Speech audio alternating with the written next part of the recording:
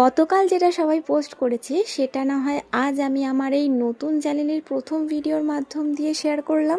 গতকাল ছিল mother's day, but আমার কাছে প্রত্যেকটা দিনই মাদার্স ডে। মাকেই কোনো দিন সামনাসামনি বলে উঠতে পারিনি বা বোঝাতে পারিনি যে মাকে কতটা আমি ভালোবাসি। তাহলে আমি সোশ্যাল মিডিয়ায় একটা ছবি ছেড়ে হ্যাপি মাদার্স ডে লিখে লোককে কেন বোঝাতে যাব?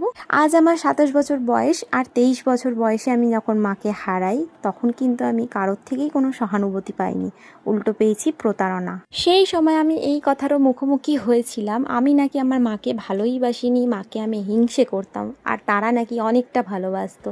এতটাই ভালোবাসতো যে সেই মানুষটা যাওয়ার সাথে সাথেই প্রত্যেকটা মানুষ তার হিসাবের খাতাটা কড়াই গন্ডায় বুঝে নিয়েছিল।